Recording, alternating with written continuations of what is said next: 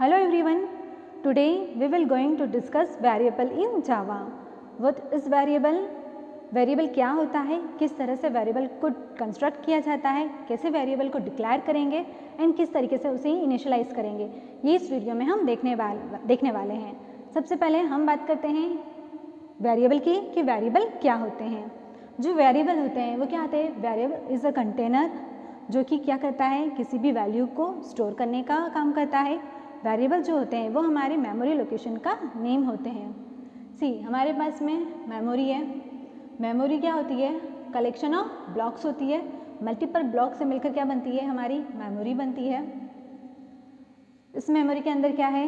कई सारे ब्लॉक हैं। उन ब्लॉक में क्या है? डेटा स्टोर है। अब हमारा जो डेटा है वो इनमें से किस ब्लॉक पर स्टोर है वो हमें कैसे पता होगा? अगर हमें किसी डेटा को यूज़ करना है उसके लिए हमें उसकी लोकेशन के बारे में पता होना चाहिए, तभी हम उसे क्या कर सकते हैं? कॉल कर सकते हैं। जैसे आप किसी का नंबर डायल करते हैं, नंबर आप तभी डायल कर सकते हैं जब आपको क्या हो, उस पर्सन का या तो नंबर पता हो या फिर वो नेम जिस नेम से आपने क्या किया है, कॉन्टैक्ट नंबर को सेव किया है। सिमिलरली हमारे पास में क्या होता है? एड्रेस होता है। ये क्या है? मेमोरी का एड्रेस।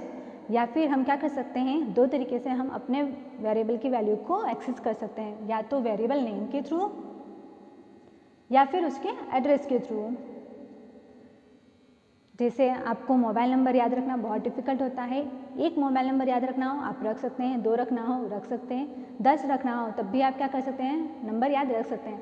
बट अगर सपोज आपके पास में नंबर ऑफ क्या है, कॉन्टैक्ट नंबर अवेलेबल है आपके कॉन्टैक्ट लिस्ट में, तो क्या आप हर एक का मोबाइल नंबर याद रख सकते हैं? नहीं, वो क्या हो जाता है? बहुत डिफ़िकल्ट हो जाता है।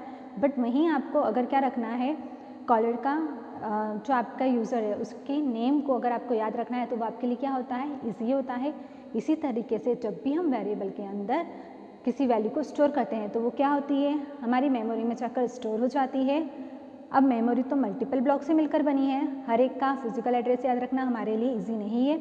इसलिए हम क्या करते हैं, उन वैल्यूज़ को उनकी नेम के थ्रू क्या करते हैं? एक्सेस करते हैं। जो हमारा ब्लॉक है उसका क्या है? कुछ नेम होगा, उस नेम के थ्रू हम क्या करते हैं? उसे एक्सेस करते हैं। तो वेरिएबल के थ्रू हम क्या करते हैं? इन ब्लॉक को नेम असाइन करते हैं। जैसे कि हमारे सारे ब्लॉक है, सपोज मुझे इस ब्लॉक का यूज़ करना है, मैंने इसका नेम क्या असाइन कर दिया? x। इस ब्लॉक को मैंने नेम दे दिया y। तो अब मैं x और y लोकेशन पे जो वैल्यू है उसे क्या कर सकती हूँ? यूज़ कर सकती हूँ through the name of this location x and y। अब जो वेरिएबल नेम हम असाइन करते हैं वो किस तरह के होने चाहिए, और वेरिएबल जब भी आप वेरिएबल को क्रिएट करते हो तो वेरिएबल नेम को क्रिएट करने के लिए क्या होते हैं? कुछ रूल्स होते हैं जिसे हम कहते हैं रूल्स फॉर कंस्ट्रक्टिंग वेरिएबल। इसका सबसे फर्स्ट रूल होता है variable name can start with alphabet, digit and special symbol. जो आपका वेरिएबल का नेम होता है वो कहाँ से स्टार्ट होता है? कैरेक्टर से या फिर स्पेशल सिंबल से। वेरिएबल नेम के लिए आप अल्फ़ा न्यूमेरिक वैल्यू को यूज़ कर सकते हो। अल्फ़ा न्यूमेरिक वैल्यू मतलब अल्फ़ाबेट को भी यूज़ कर सकते हैं, नंबर्स को भी यूज़ कर सकते हैं, एंड स्पेशल सिंबल को भी आप यूज़ कर सकते हो। स्पेशल सिंबल में आप क्या कर सकते हैं? सिर्फ अंडरस्कोर का ही यूज़ कर सकते हैं। इसके अलावा किसी और सिंबल को आप यूज़ में नहीं ला सकते हैं। सपोज अगर आपने दे दिया है dollar symbol, hash, comma, double quote, single quote, इस तरीके से अगर आपने किसी और सिंबल का यूज़ वेरिएबल नेम में कर लिया है तो वो क्या हो जाएगा? इनवैलिड हो जाएगा। इसलिए वेरिएबल को क्रिएट करते वक्त आपको ध्यान होना चाहिए कि आप किस तरह के नेम को वेरिएबल के लिए यूज़ कर सकते हैं। फिर सेकंड आता है first character must be alphabet in underscore. जो आपका वेरिएबल का नेम है वो कहाँ से स्टार्ट होना चाहिए? या तो अल्फ़ाबेट से स्टार्ट हो या फिर अंडरस्कोर से। अगर आपने डिजिट से स्टार्ट कर दिया है तो वो क्या हो जाएगा? इनवैलिड हो जाएगा। यहाँ पर हम एग्जांपल देखते हैं। मैंने वेरिएबल नेम दे दिया ABC, तो ये क्या है? वैलिड है। मैंने वेरिएबल नेम दे दिया अंडरस्कोर ABC, ये भी क्या है? वैलिड है। अगर मैंने वेरिएबल नेम दे दिया 1 2 3, ये क्या हो जाएगा? इनवैलिड हो जाएगा। क्यों? क्योंकि हम वेरिएबल की स्टार्टिंग किससे नहीं कर सकते हैं? डिजिट से नहीं कर सकते हैं। फिर अगर मैंने दे दिया AB 1 2, ये क्या है? वैलिड है। क्योंकि वेरिएबल नेम में आप अल्फा न्यूमेरिक वैल्यू को यूज़ कर सकते हैं। बस कंडीशन क्या है कि स्टार्टिंग कहाँ से नहीं होना चाहिए, नंबर से नहीं होना चाहिए। अगर आप चाहते हैं अपने वेरिएबल में अल्फ़ाबेट का यूज़ करना, कैरेक्टर का यूज़ करना, कैरेक्टर मीन आप अल्फ़ाबेट, डिजिट और किसका यूज़ करना चाहते हैं, स्पेशल सिंबल लाइक अंडरस्कोर, तो उन तीनों के कॉम्बिनेशन से भी आप क्या कर सकते हैं, वेरिएबल नेम को क्रिएट कर सकते हैं। यहाँ पर देखिए A_1_2 ये भी क्या है, वैलिड डिक्लेरेशन है। इस तरह से हम क्या कर सकते हैं, वेरिएबल को क्रिएट कर सकते हैं। देन थर्ड पॉइंट आता है no comma white space are allowed. आप वेरिएबल नेम के बीच में क्या नहीं दे सकते हैं, वाइट स्पेस नहीं दे सकते हैं। आपको देना है फाइल नेम, आपके जो वेरिएबल का नेम है वो आपको क्या रखना है, फाइल नेम रखना है। तो फाइल स्पेस दे दिया आपने, नेम इस तरीके से हम लिखते हैं फाइल नेम, ये क्या है, इनवैलिड हो जाएगा क्योंकि आप इसके बीच में स्पेस नहीं दे सकते। अगर आपको फाइल नेम लिखना है, उसे आपस में सेपरेट करना है, तो आप क्या करेंगे, अंडरस्कोर लगा दें, ये क्या हो जाएगा, वैलिड। अगर आपने इस तरह से लिखा है फाइल कॉमा नेम, तो ये भी क्या है, इनवैलिड डिक्लेरेशन है। आप किस तरह से दे सकते हैं आपके वेरिएबल के नेम को, फाइल अंडरस्कोर नेम, इस तरह से आप वेरिएबल नेम दे सकते हैं। देन आता है fourth, no reserve keywords are allowed. Java में कई सारे कीवर्ड्स होते हैं जिनके बारे में हमने पढ़ा है, उन कीवर्ड्स का यूज़ हम वेरिएबल या आइडेंटिफायर के लिए नहीं कर सकते हैं क्योंकि उन कीवर्ड्स का क्या है, ऑलरेडी कुछ मीनिंग है, उनकी अपनी फंक्शनलिटी है जिसे हम वेरिएबल नेम में यूज़ नहीं कर सकते हैं। हम उनकी डेफिनेशन को चेंज नहीं कर सकते हैं, इस वजह से वो क्या कहलाते हैं, हमारे रिजर्व कीवर्ड्स कहलाते हैं। रिजर्व कीवर्ड्स को आप वेरिएबल नेम में डिक्लेयर नहीं कर सकते, उनके अलावा जिन वर्ड्स का आप चाहें उन वर्ड का यूज़ अपने वेरिएबल के लिए कर सकते हैं। वेरिएबल नेम याद रखें कि वेरिएबल नेम जो हो वो हमेशा क्या हो, कुछ मीनिंगफुल नेम आप यूज़ करें। लाइक अगर आपको किसी की नेम को क्या करना है, स्टोर करना है, तो उसके लिए आप वेरिएबल का नेम क्या दे सकते हो, नेम, या फिर यूज़र नेम दे सकते हो। अगर आपको किसी की कॉन्टैक्ट डिटेल को स्टोर करना है तो हम क्या कर सकते हैं, कॉन्टैक्ट नंबर नाम से वेरिएबल क्रिएट कर सकते हैं। अगर आपको सैलरी किसी की क्या करना है, स्टोर करना है, तो उसके लिए आप सैलरी नाम से क्या बना सकते हो, एक वेरिएबल को क्रिएट कर सकते हो। इस तरह से क्या हो, मीनिंगफुल नेम ही हम क्या करें, यूज़ में लाएं, ताकि उसके नेम से हमें पता पड़ जाए कि स्पेसिफिक वेरिएबल के अंदर किस तरह की वैल्यू स्टोर होगी। याद रखें कि आप वेरिएबल का नेम जितना चाहे उतना लॉन्ग रख सकते हैं, बट वो आपको याद रहे क्योंकि आपको क्या करना है, थ्रू दी नेम ही क्या करना है, वेरिएबल को एक्सेस करना है, इसलिए उतना ही बड़ा नेम रखिए जितना आप याद रख सकें। नेक्स्ट हम बात करते हैं declaration of variable. Variable declaration की बात करते हैं। अभी हमने सिर्फ वेरिएबल का नेम किस तरह से हम रख सकते हैं उसकी बात की थी। अब वेरिएबल को आपको यूज़ करना है प्रोग्राम के अंदर, तो वेरिएबल को यूज़ करने से पहले उसको डिक्लेयर करना ज़रूरी होता है। बिना वेरिएबल डिक्लेयर किए आप उसे यूज़ नहीं कर सकते हैं। यहाँ पे हमने नेम दिया था एक्स वाई, अब ये क्या है, इन्हें हमने डिक्लेयर नहीं किया है, तो डायरेक्ट हम एक्स वाई इस तरह से वेरिएबल को यूज़ नहीं कर सकते हैं। हमें सबसे पहले उसे क्या करना होगा, डिक्लेयर करना होगा। डिक्लेयर करने के लिए जो सिंटैक्स होता है उसे हमें फॉलो करना होगा। डिक्लेरेशन के लिए सिंटैक्स क्या होता है, data type space variable name, ये ही इसका सिंटैक्स जिसे फॉलो कर आप क्या करते हो, वेरिएबल को डिक्लेयर करते हो। अब इसे हम एग्जाम्पल के थ्रू समझते हैं। डेटा टाइप से पहले हम डेटा टाइप ऑलरेडी पढ़ चुके हैं। डेटा टाइप लाइक मैंने दे दिया इंटीजर। अब मुझे वेरिएबल नेम देना है। वेरिएबल नेम में मैंने दे दिया contact and of the statement. ध्यान रखिए ये जो है ये क्या है, एंड ऑफ द स्टेटमेंट, जो कि क्या डिनोट कर रहा है कि आपका यहाँ पर ये स्टेटमेंट क्या हो चुका है, कंप्लीट हो चुका है। इस तरह से हम क्या करते हैं, वेरिएबल को डिक्लेयर करते हैं। जब भी आप वेरिएबल को डिक्लेयर करते हो तो क्या होता है, मेमोरी में एक ब्लॉक बन जाता है, किस नाम से, कॉन्टैक्ट नाम से।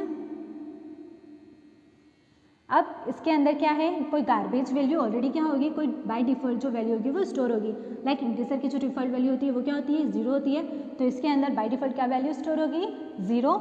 और हमारे पास में जो मेमोरी में कई सारे ब्लॉक थे उनमें से एक ब्लॉक हमने क्या कर लिया है, रिजर्व कर लिया है, किस नेम से, कॉन्टैक्ट नेम से। अब आप इसके अंदर जो वैल्यू चाहे वो क्या कर सकते हैं, स्टोर करवा सकते हैं। उसके लिए आपको क्या करना होगा, वेरिएबल को इनिशियलाइज करना होगा। वेरिएबल को इनिशियलाइज करने के लिए हम क्या करते हैं, उसके लिए हम इस सिंटैक्स को फॉलो करेंगे। Data type space variable name value assign करने के लिए हम असाइनमेंट ऑपरेटर का यूज़ करते हैं। यह है हमारा असाइनमेंट ऑपरेटर। इसके बाद आप जो वैल्यू देना चाहें आपके वेरिएबल को, वो वैल्यू आप क्या कर सकते हो, दे सकते हो। इनिशियलाइज करना दैट मीन्स कि वेरिएबल को कोई वैल्यू असाइन करना। एग्जाम्पल, यहाँ पर हमने डेटा टाइप, हमने ऑलरेडी क्या किया है, एक वेरिएबल को क्या कर दिया है, यहाँ पर डिक्लेयर कर दिया। अब हमें क्या करना है, उसे इनिशियलाइज करना है। तो डायरेक्ट में क्या दे दूँगी, कॉन्टैक्ट, जो वेरिएबल नेम है वो मैंने क्या दे दिया। उसके बाद में मैंने यहाँ पर कुछ वैल्यू असाइन कर दी। ये क्या हो गया, इनिशियलाइजेशन हो गया वेरिएबल का। अब जो कॉन्टैक्ट नाम से हमारे पास में वेरिएबल था मेमोरी में, अब उसमें क्या वैल्यू स्टोर हो जाएगी, 997, जो कि हमने क्या दी है, अभी इसे इनिशियलाइज करी है। ये वैल्यू किस में स्टोर हो जाएगी, हमारे कॉन्टैक्ट नाम के वेरिएबल में स्टोर हो जाएगी। अगर आप चाहें तो single line declaration and initialization भी कर सकते हैं। Single line declaration and initialize करने के लिए single line declaration and initialization of variable. See, यहाँ पर हमने एक लाइन में क्या किया, वेरिएबल को डिक्लेयर किया, सेकेंड लाइन में उसे इनिशियलाइज किया। अब हम यहाँ पर सिंगल लाइन में क्या करेंगे, वेरिएबल को इनिशियलाइज भी करेंगे और डिक्लेयर भी करेंगे। यहाँ पे मैं सेम वे एग्जांपल लेती हूँ, इंटीजर कॉन्टैक्ट। अब मैं यहीं पर क्या कर दूँगी, इसे इनिशियलाइज भी कर दूँगी। सो यू कैन सी, यहाँ पर हमने सिंगल लाइन में वेरिएबल को डिक्लेयर भी किया है और उसे इनिशियलाइज भी किया है। और इनिशियलाइज करने के बाद हम क्या करेंगे, एंड ऑफ दिस स्टेटमेंट से इस स्टेटमेंट को यहाँ पर एंड कर देंगे। तो ये क्या हो गया, हमारे वेरिएबल का इनिशियलाइजेशन एंड डिक्लेरेशन साथ में हो गया। अब आप चाहें कि आपके पास में क्या हो, एक से ज़्यादा वेरिएबल को आप अपने प्रोग्राम में यूज़ करना चाहते हैं, तो जब आप एक से ज़्यादा वेरिएबल को अपने प्रोग्राम में यूज़ करना चाहते हैं तो उसके लिए आप किस तरह से वेरिएबल को डिक्लेयर करेंगे। एक वेरिएबल है आपके पास में इंटीजर टाइप का, एक वेरिएबल है आपके पास में कैरेक्टर टाइप का, एक है आपके पास में फ्लोट टाइप का।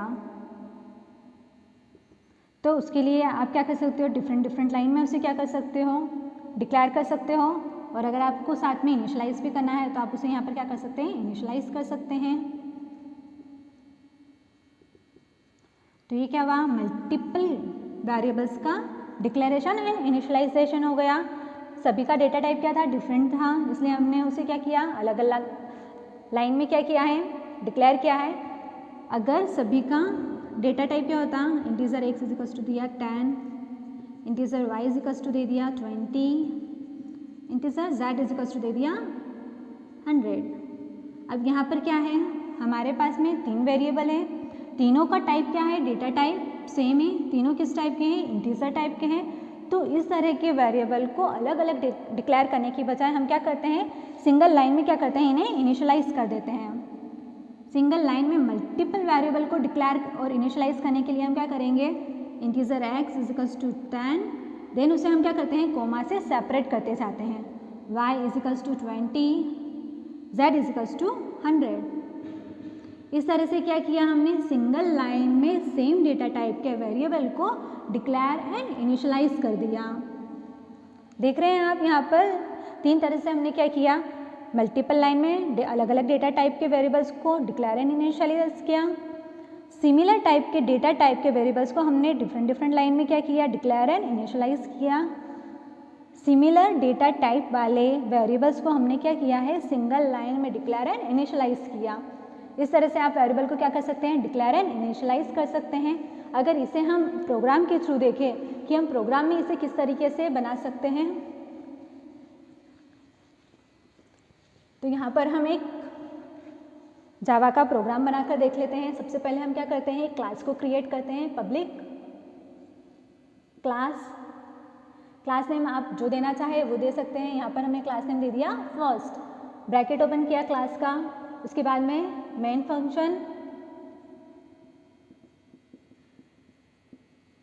फंक्शन के अंदर हम क्या करते हैं, आर्गुमेंट पास करते हैं स्ट्रिंग। ठीक है, अब हमें क्या करना है, वेरिएबल को डिक्लेयर किया मैंने यहाँ पर, मैं यहाँ पर दो वेरिएबल को क्या कर रही हूँ, डिक्लेयर कर रही हूँ। दोनों का डेटा टाइप क्या रखा है मैंने, इंटीजर रखा है, और ए असाइन कर दिया मैंने 10, बी में असाइन कर दिया मैंने 20। ए के अंदर क्या वैल्यू स्टोर हो गई है 10, बी के अंदर क्या वैल्यू स्टोर हो गई है 20। अब मुझे क्या करना है, इसे स्क्रीन पर प्रिंट करवाना है। स्क्रीन पर प्रिंट करवाने के लिए मैं क्या करूँगी, system out dot print LN variable name A end of this statement. B को भी मुझे प्रिंट करवाना है, system out dot print LN B. अब ये जो प्रोग्राम है वो क्या करेगा, हमारी जो मेमोरी के अंदर वेरिएबल हमने क्रिएट किए हैं ए एंड बी नाम से, उनके अंदर जो भी वैल्यू होगी उसे स्क्रीन पर क्या करेगा, प्रिंट कर देगा। सी ये हमारी क्या है, कंसोल है। यहाँ पर हमें ए और बी की वैल्यू क्या कर देगा, ये प्रोग्राम रिटर्न कर देगा। ए के अंदर क्या स्टोर है 10, बी के अंदर क्या स्टोर है 20। इसी तरह से अगर हमने यहाँ पर कोई ऑपरेशन परफॉर्म किया होता लाइक एडिशन का, यहाँ पर मैंने एक और वेरिएबल दे दिया होता सी नेम से, जिसे मैंने क्या रखा हो, एम्प्टी रखा हो। अब मैं क्या ऑपरेशन परफॉर्म करवाना चाहती हूँ, एडिशन का a plus b and of the statement. अब क्या होगा, ए और बी का जो भी एडिशन होगा वो सी क्या है, अभी एम्प्टी है, सी के अंदर कोई वैल्यू है क्या, नहीं है। तो इनका जो एडिशन होगा 10 प्लस 20 वो इजिकल्स टू 30। अब सी के अंदर क्या वैल्यू आ जाएगी 30, वो तो यहाँ पर अभी स्टोर हो गई है। अब मुझे इसके एडिशन को क्या करना होता है, स्क्रीन पर प्रिंट करवाना होता, तो उसके लिए मैं क्या देती हूँ यहाँ पर, system out dot print ln C. क्यों, क्योंकि सी के अंदर क्या है, हमारा आउटपुट स्टोर है। तो जैसे ही ये प्रोग्राम एग्जीक्यूट होता है हमारी स्क्रीन पर क्या अपीयर होता है 10, 20 एंड 30, जो कि क्या है, हमारे सी नाम के वेरिएबल के अंदर वैल्यू स्टोर है, उसे हमारी स्क्रीन पर क्या कर देता, रिटर्न कर देता। इस तरह से अभी हमने क्या देखा, एडिशन का एक प्रोग्राम भी बनाकर देख लिया वेरिएबल की हेल्प से, जहाँ पर हमने दो वेरिएबल लिए थे जिन्हें हमने डिक्लेयर एंड इनिशियलाइज किया था। थर्ड वेरिएबल को सिर्फ हमने डिक्लेयर करके छोड़ दिया था। क्यों, क्योंकि इसकी वैल्यू जो है वो हम क्या चाहते थे, इस एडिशन टास्क के थ्रू क्या हो, इस एडिशन ऑपरेशन के थ्रू इसके अंदर क्या हो, स्टोर हो, और जो वैल्यू स्टोर हो उसे हम स्क्रीन पर प्रिंट करवाना चाहते थे। इस तरीके से हमारा वेरिएबल जो होता है वो वर्क करता है। जो वेरिएबल होता है उसकी 3 प्रॉपर्टीज़ होती है। 3 प्रॉपर्टीज़ क्या होती है, फर्स्ट होता है उसका variable name, variable name, second होता है वैल्यू, एंड थर्ड होता है एड्रेस। याद रखें वेरिएबल की 3 properties, variable name, variable address and variable value. यहाँ पर अगर कोई वैल्यू है 100, वेरिएबल नेम हो गया ए, और जो इसका एड्रेस है वो सपोज कीजिए 5225, ये क्या हो गया उसका एड्रेस। हम जब भी वेरिएबल को यूज़ करते हैं तो हम क्या करते हैं, उस वेरिएबल के नेम के थ्रू उसकी वैल्यू को एक्सेस करते हैं, बट जो हमारा कंपाइलर होता है वो किसके थ्रू करता है, हमारे वेरिएबल के एड्रेस के थ्रू उस वैल्यू को क्या करता है, यूज़ करता है। इस तरह से वेरिएबल के पास क्या होता है, वेरिएबल का एड्रेस होता है, वेरिएबल की वैल्यू होती है और वेरिएबल का नेम होता है। आई होप ये वीडियो आपके लिए यूज़फुल रहा होगा। Thank you so much.